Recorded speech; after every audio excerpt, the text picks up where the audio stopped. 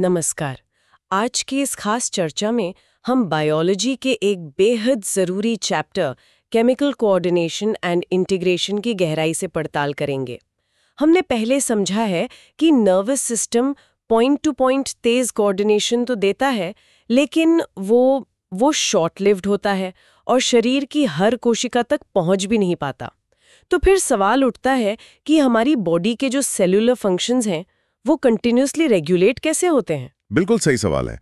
और यहीं पर हार्मोन्स का क्रूशियल रोल आता है। हार्मोन्स वो स्पेशल केमिकल्स हैं जो हमारे एंडोक्राइन ग्लैंड्स बनाते हैं। और मज़ेदार बात यह है कि एंडोक्राइन ग्लैंड्स में डक्ट्स नहीं होते। हाँ, इसीलिए इन्हें डक्टलेस ग्लैंड्स भी कहते हैं और इनके सीक्रीशंस सीधे खून में जाते हैं। पुरानी डेफिनेशन तो यही थी कि हार्मोन्स एंडोक्राइन ग्लैंड से बनकर खून के जरिए दूर के टारगेट ऑर्गन्स तक पहुंचते थे। और अब साइंटिफिक डेफिनेशन में कुछ बदलाव हैं। अब डेफिनेशन थोड़ी ज्यादा प्रिसाइज है। Hormones are non-nutrient chemicals which act as intercellular messengers and are produced in trace amounts. यानी ये पोषक तत्व नहीं है।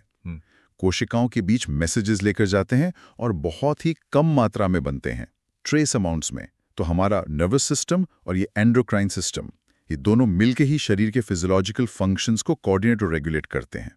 तो चलिए इस केमिकल मैसेजिंग सिस्टम को नीट की तैयारी के नज़रिए से और गहराई से समझते हैं।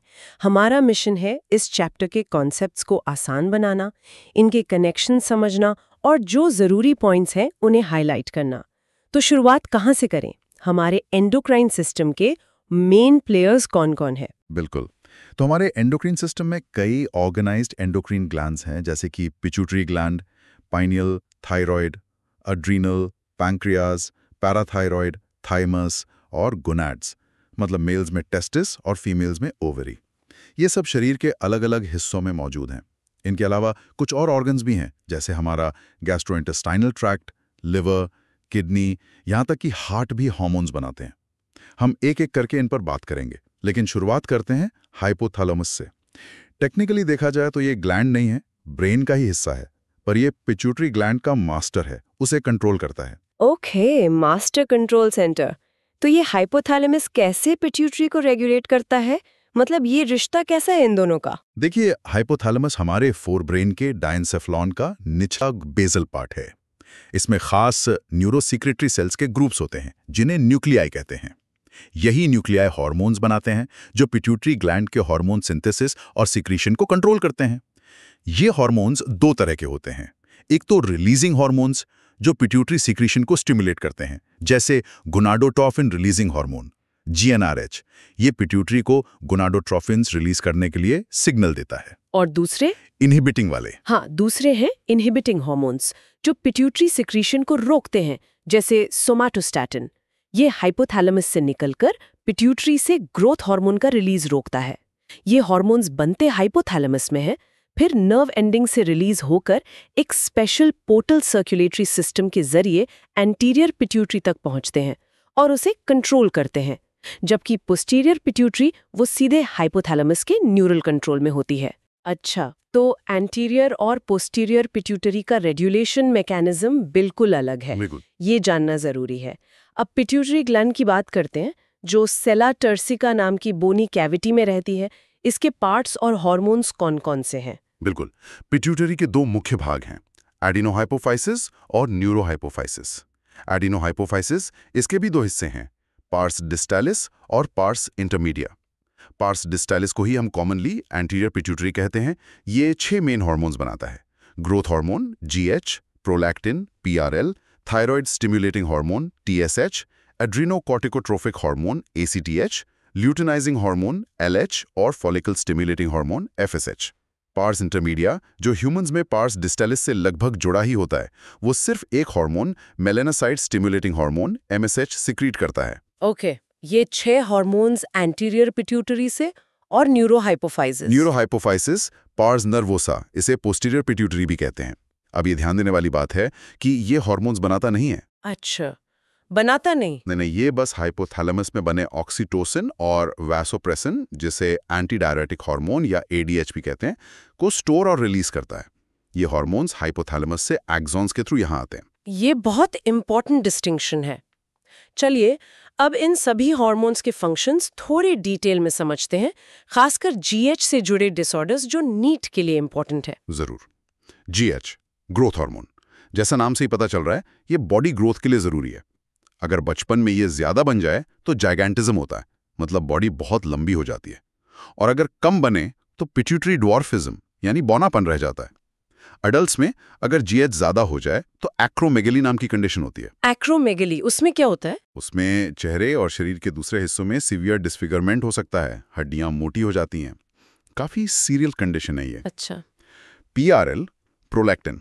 ये मैमरी ग्लैंड्स की ग्रोथ और मिल्क फॉर्मेशन को रेगुलेट करता है। टीएसएच, थायराइड स्टिमुलेटिंग हार्मोन, ये थायराइड ग्लैंड को स्टिमुलेट करता है कि वो अपने हार्मोन्स T3 और T4 बनाए और रिलीज करे। ATCH, एड्रीनोकॉर्टिकोट्रोफिक हार्मोन, ये एड्रीनल ग्लैंड के कॉर्टेक्स वाले हिस्से को स्टिमुलेट करता है ताकि वो ग्लूकोकॉर्टिकॉइड्स जैसे कि कॉर्टिसोल बनाएं। LH एंड FSH, गोनाडोट्रोफिन्स, ये गोनैड्स यानी टेस्टीज और ओवरी की एक्टिविटी कंट्रोल करते हैं। हाँ बिल्कुल। मेल्स में LH लेडेक्स सेल्स से एंड्रोजेंस जैसे टेस्टोस्टेरोन बनवाता है और FSH स्पर्मेटोजेनेसिस में मदद करता है। फीमेल्स में LH ओव्यूलेशन करवाता है और कॉर्पस लूटियम मेंटेन करता है, जबकि FSH ओवेरियन फॉलिकल्स की ग्रोथ करवाता है। MSH melanocyte stimulating hormone, skin में जो मेलानिन पिगमेंट बनाने वाले सेल्स होते हैं, मेलानोसाइट्स, उन पर एक्ट करके स्किन पिगमेंटेशन को रेगुलेट करता है। ऑक्सीटोसिन, ये स्मूथ मसल्स को कॉन्ट्रैक्ट करवाता है, जैसे चाइल्ड बर्थ के टाइम यूट्रस कॉन्ट्रैक्शन में और बाद में मिल्क इजेक्शन में मदद करता है। वैसोप्रेसिन, ADH, ये किडनी ट्यूब्यूल से पानी और इलेक्ट्रोलाइट्स का रीएब्जॉर्प्शन बढ़ाता है, जिससे यूरिन में पानी का लॉस कम होता है। इसीलिए इसे एंटी डायूरेटिक हार्मोन कहते हैं। और अगर इसकी कमी हो जाए तो? इसकी कमी से डायबिटीज इंसिपिटस हो जाता है। इसमें बॉडी से बहुत ज्यादा पानी लॉस होता है, बार बार प्यास लगती है, डिहाइड्रेशन हो सकती है। पिट्यूटरी के 6 hormones GH, PRL, TSH, ACTH, LH, FSH और पोस्टीरियर पिट्यूटरी के 2 स्टोर्ड हार्मोन्स ऑक्सीटोसिन, ADH की लिस्ट और उनके मेन फंक्शंस याद रखना नीट के लिए बहुत जरूरी है। चलिए पाइनियल ग्लैंड की बात करते हैं। ये कहाँ होती है?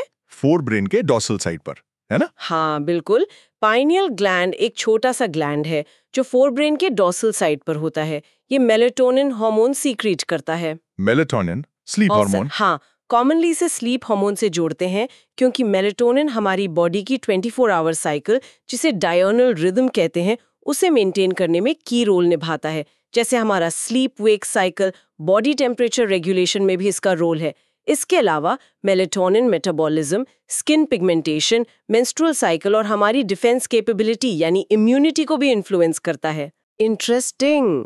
छोटा ग्लैंड पर काम बड़े हैं। अब आते हैं थायराइड ग्लैंड पर। ये ट्रेकिया के दोनों तरफ होती है। 2 लोब्स होते हैं जो इस्थमस से जुड़े होते हैं। करेक्ट। थायराइड ग्लैंड फॉलिकल्स और स्ट्रोमल टिश्यूज से बना है। इसके जो फॉलिकुलर सेल्स हैं वो 2 मेन हार्मोन्स बनाते हैं, थायरॉक्सिन T4 और ट्राइआयोडोथायरोनिन T3।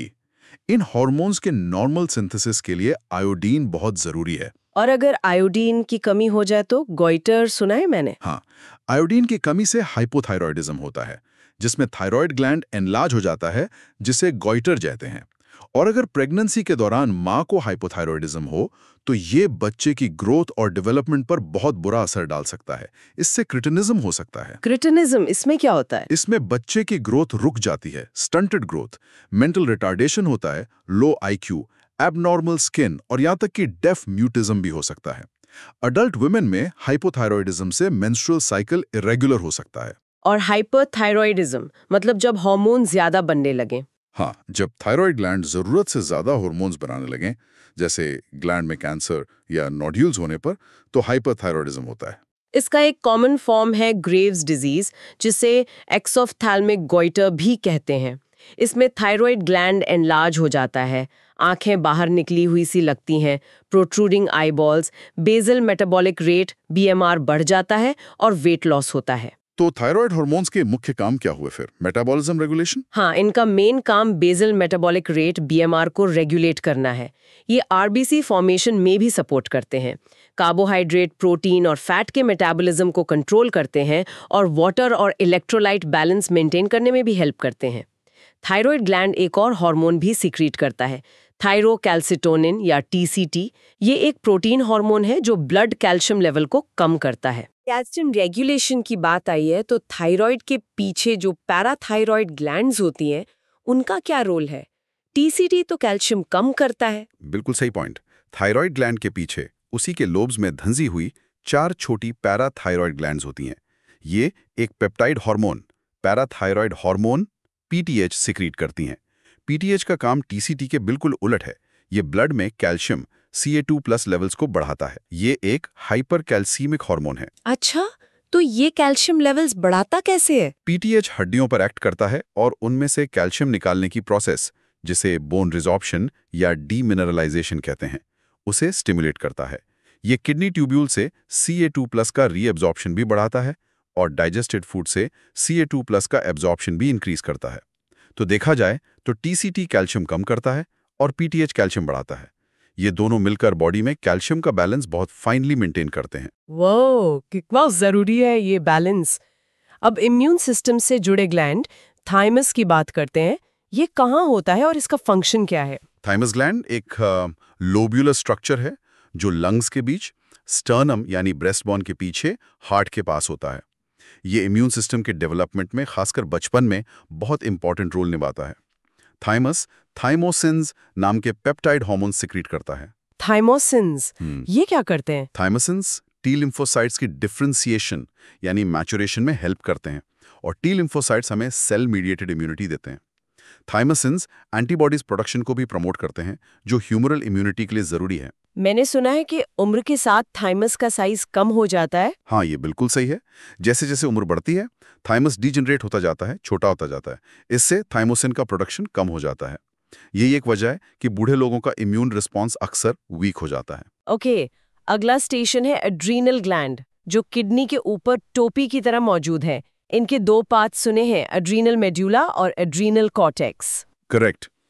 एड्रीनल ग्लैंड्स के 2 बिल्कुल अलग हिस्से हैं, स्ट्रक्चर और फंक्शन दोनों में। एड्रीनल मेडुला, ये अंदरूनी हिस्सा है। ये 2 हार्मोन सिक्रीट करता है, एड्रीनलिन, जिसे एपिनेफ्रिन भी कहते हैं, और नॉर एड्रीनलिन, नॉर एपिनेफ्रिन। इन दोनों को मिलाकर कैटेकोलामीन्स कहते हैं। ये स्ट्रेस या इमरजेंसी सिचुएशन में तेजी से रिलीज होते हैं। हाँ, फाइट और फ्लाइट हार्मोन्स। एग्जैक्टली। इसीलिए इन्हें इमरजेंसी हार्मोन्स या हार्मोन्स ऑफ फाइट और फ्लाइट भी कहा जाता है। एड्रीनल कॉर्टेक्स, ये बाहरी हिस्सा है। ये कई हार्मोन सिक्रीट करता है जिन्हें कॉर्टिकॉइड्स कहते हैं। ये स्टीरॉयड नेचर के होते हैं। तो ये फाइट और फ्लाइट हार्मोन्स करते क्या हैं और कॉर्टेक्स के हार्मोन्स का क्या फंक्शन है? मेडुला के कैटेकोलामीन्स बॉडी को इमरजेंसी के लिए तैयार करते हैं। ये अलर्टनेस बढ़ाते हैं, आंखों की प्यूपिल्स डायलेट करते हैं, रोंगटे खड़े करते हैं, पाइलोइरेक्शन, स्वेटिंग बढ़ाते हैं, हार्ट बीट तेज करते हैं, हार्ट कॉन्ट्रैक्शन की स्ट्रेंथ बढ़ाते हैं, रेस्पिरेशन रेट तेज करते हैं। ये ब्लड में ग्लूकोज लेवल भी बढ़ाते हैं ग्लाइकोजिनोलिसिस से, और लिपिड्स और प्रोटीन्स का ब्रेकडाउन भी स्टिमुलेट करते हैं ताकि एनर्जी मिले। अब एड्रीनल कॉर्टेक्स की बात करें तो इसके कॉर्टिकॉइड्स को हम 2 मेन ग्रुप्स में बांट सकते हैं, ग्लूकोकॉर्टिकॉइड्स और मिनरलोकॉर्टिकॉइड्स। ग्लूकोकॉर्टिकॉइड्स, इनका मेन एग्जाम्पल है कॉर्टिसोल। ये कार्बोहाइड्रेट मेटाबॉलिज्म रेगुलेट करते हैं। ये ग्लूकोनियोजेनेसिस, लाइपोलिसिस, प्रोटियोलिसिस स्टिमुलेट करते हैं।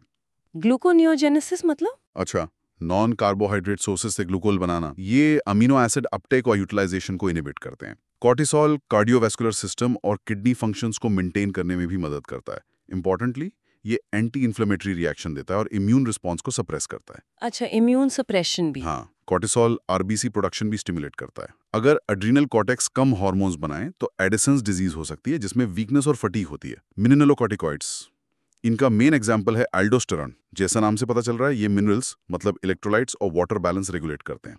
एल्डोस्टेरॉन किडनी ट्यूबुल्स पर एक्ट करके सोडियम Na+ और पानी का रीअब्जॉर्प्शन बढ़ाता है और पोटेशियम K+ और फॉस्फेट आयंस का एक्सक्रीशन करता है। इससे body fluid volume, osmotic pressure और ब्लड प्रेशर मेंटेन होता है। कॉर्टेक्स थोड़े से एंड्रोजेनिक स्टेरॉइड्स भी बनाता है, जो प्यूबर्टी के टाइम एक्सियल, प्यूबिक और फेशियल हेयर ग्रोथ में रोल निभाते हैं। तो एड्रीनल ग्लैंड, स्ट्रेस रिस्पॉन्स और बॉडी बैलेंस दोनों में कितना इम्पोर्टेंट है।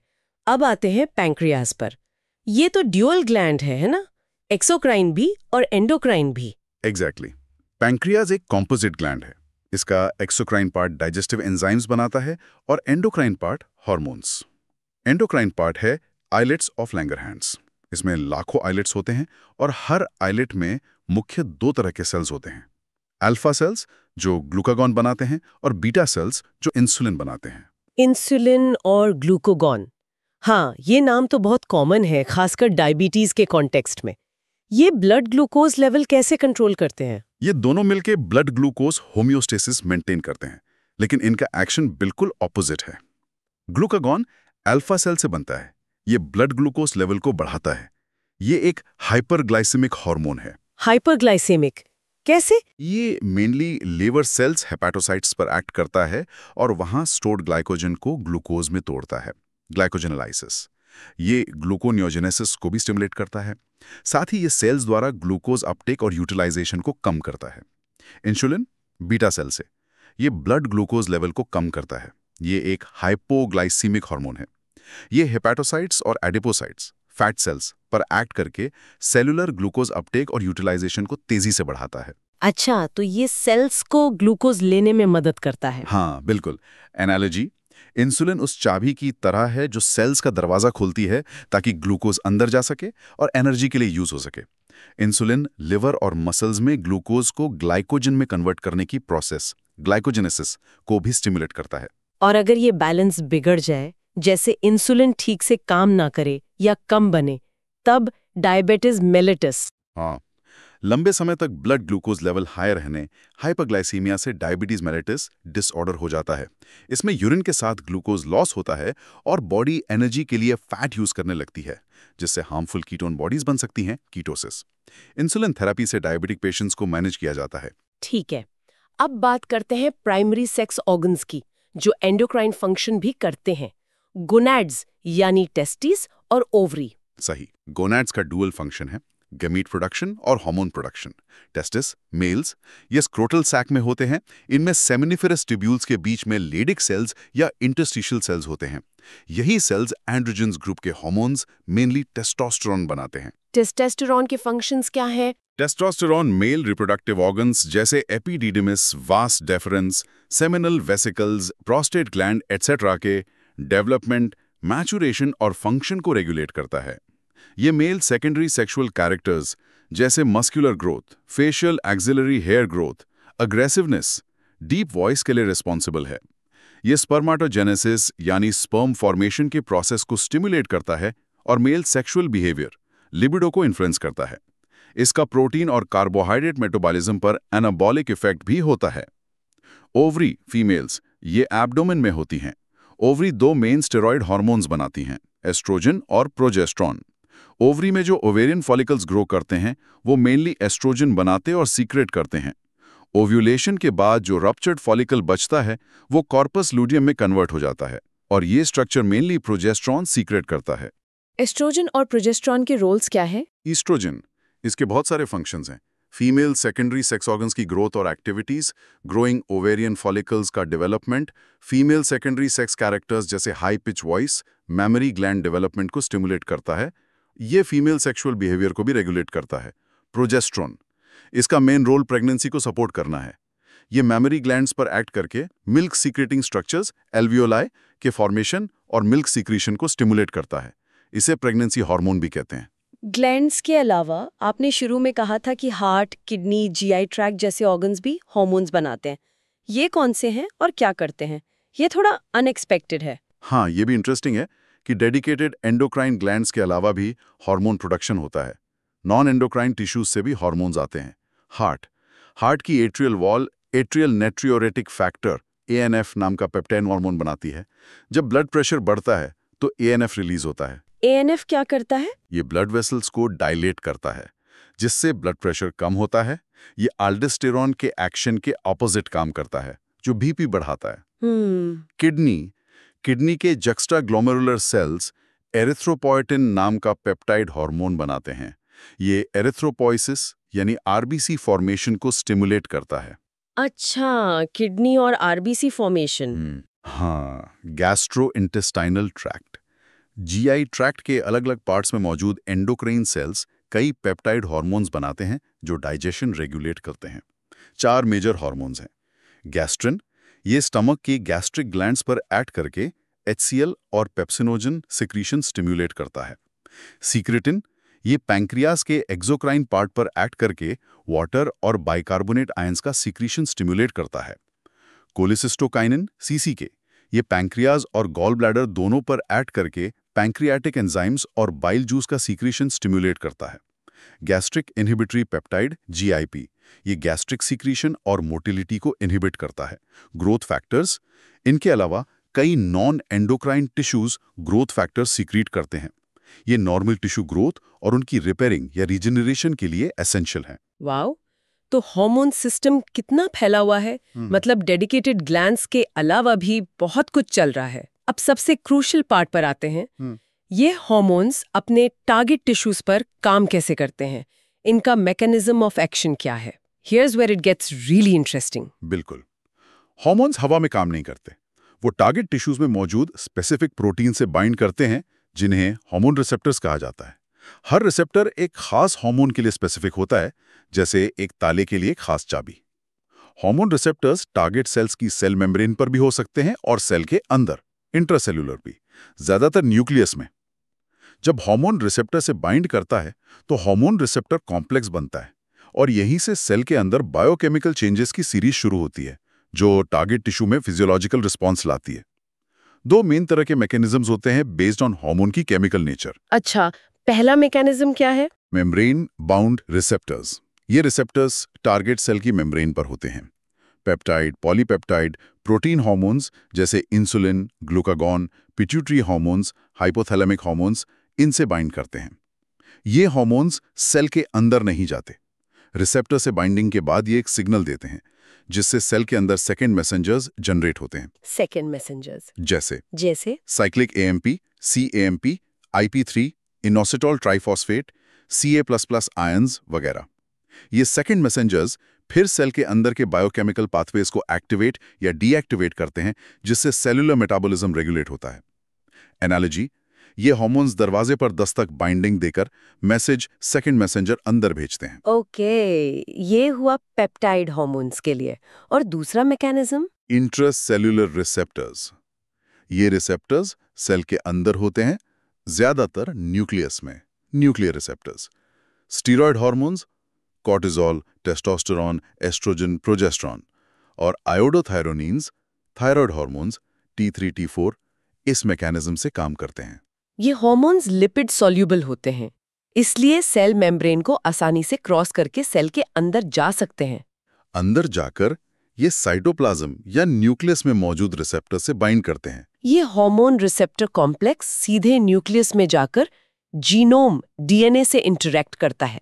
डीएनए से इंटरैक्ट करता है? हाँ, और स्पेसिफिक जीन्स के एक्सप्रेशन को रेगुलेट करता है।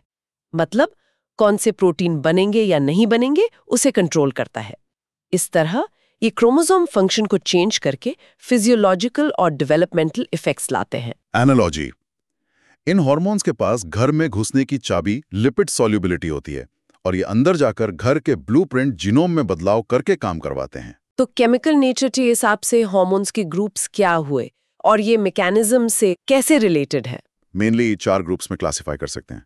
पेप्टाइड, पॉलीपेप्टाइड, प्रोटीन हार्मोन्स जैसे insulin, glucagon, pituitary hormones, hypothalamic hormones. Steroids जैसे cortisol, testosterone, estradiol, progesterone. Iodothyronines, thyroid hormones. Amino acid derivatives जैसे एपिनेफ्रिन। एग्जाम टिप, ये क्लासिफिकेशन इंपॉर्टेंट है। हार्मोन का टाइप, पेप्टाइड, स्टीरॉइड, थायराइड पता होने से उसका mechanism of action, membrane bound versus intracellular receptor, predict करना आसान हो जाता है। Peptide hormones membrane receptors use करते हैं, जबकि स्टेरॉइड और thyroid hormones intracellular receptors use करते हैं। So what does this all mean in terms of overall body function? ये सब मिलके कैसे काम करता है? इंटीग्रेशन कैसे होता है? जैसा हमने शुरू में कहा था, नर्वस सिस्टम और एंडोक्राइन सिस्टम अकेले काम नहीं करते, ये मिलकर काम करते हैं। ये एक दूसरे को कॉम्प्लीमेंट और रेगुलेट करते हैं हार्मोन्स अक्सर फीडबैक लूप से रेगुलेटेड होते हैं, मतलब हार्मोन का लेवल या उसका इफेक्ट ही उसके प्रोडक्शन को कंट्रोल करता है। जैसे इंसुलिन और ग्लूकागॉन। बिल्कुल, ब्लड ग्लूकोज बढ़ता है तो इंसुलिन रिलीज होता है उसे कम करने के लिए, जब ग्लूकोज कम होता है तो इंसुलिन कम हो जाता है और ग्लूकागॉन रिलीज होता है उसे बढ़ाने के लिए। ये नेगेटिव फीडबैक है। इसी तरह पीटीएच और टीसीटी कैल्शियम लेवल कंट्रोल करते हैं। ये कोऑर्डिनेशन, होम्योस्टैसिस, बॉडी के इंटरनल एनवायरनमेंट को स्टेबल रखने के लिए बहुत जरूरी है। चलिए नीट रिवीजन के लिए एक quick verbal diagram style recap करते हैं। ग्लैंड्स, उनके मेन हार्मोन्स और की फंक्शंस। रेडी? बिल्कुल, क्विकली समराइज करते हैं। Hypothalamus, the boss, releasing inhibiting hormones, controls pituitary.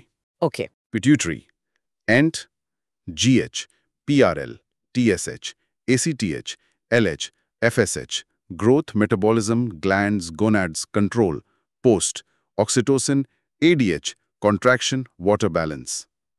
Got it. Thyroid, T3, T4, metabolism, BMR, TCT, decrease calcium, iodine zaruri, disorders, goiter, cretinism, Graves. Parathyroid, PTH, with increased calcium, calcium balance with TCT. Right. Adrenal, medulla, catecholamines, epinephrine, epinephrine, fight, flight. Cortex, corticoids, glucocorticoids like cortisol for stress, metabolism, immunity, and mineralocorticoids like aldosterone for Na plus water balance, BP, disorder, Addison's. Okay. Pancreas, insulin, decrease glucose, glucagon, increase glucose, disorder, diabetes mellitus. Diabetes, yes. Gonads, testes, androgens, testosterone, ovary, estrogen, progesterone, reproduction, secondary characters, बिल्कुल। pineal, melatonin, sleep-wake cycle, diurnal rhythm, sleep cycle. thymus, thymosins, immunity, T lymphocytes, age के साथ degenerate, immunity. other tissues, heart, ANF, down BP, kidney, erythropoietin, RBC production, GI tract, gastrin, secretin, CCK, GIP, digestion. बढ़िया recap. ये quick summary बहुत helpful है last minute revision के लिए। कोई और फाइनल टिप नीट एस्पिरेंट्स के लिए? हाँ, एक सजेशन है, हॉर्मोन्स के सोर्स ग्लैंड, उनका chemical nature, peptide, steroid, target organ function और डेफिशिएंसी एक्सेस से होने वाले डिसऑर्डर्स को एक टेबल फॉर्मेट में बनाकर याद करना बहुत इफेक्टिव होता है। मैकेनिज्म ऑफ एक्शन को हार्मोन टाइप से लिंक करना जरूर सीखें। और हाँ, एनसीईआरटी के डायग्राम्स, खासकर हार्मोन एक्शन मैकेनिज्म वाले फिगर 19.5, उनको विजुलाइज करना बहुत हेल्पफुल रहता है। वाकई हमारे शरीर का ये केमिकल कोऑर्डिनेशन सिस्टम कितना इंट्रिकेट और ब्यूटीफुली बैलेंस्ड है। उम्मीद है इस चर्चा से chemical coordination and integration chapter के कॉन्सेप्ट्स क्लियर हुए होंगे और नीट की तैयारी में मदद मिलेगी। बिल्कुल। और जाते जाते एक विचार छोड़ जाते हैं सोचने के लिए। हमारी जो मॉडर्न लाइफस्टाइल है, जैसे क्रॉनिक स्ट्रेस, हमारी डाइट, इरेगुलर स्लीप पैटर्न्स, ये सब इन डेलिकेट हार्मोनल बैलेंसेस को कैसे डिस्टर्ब कर सकती हैं, शायद उन तरीकों से भी जिनके बारे में हमने आज विस्तार से बात नहीं की। इस पर सोचना भी अपने हेल्थ को समझने के लिए ज़रूरी है।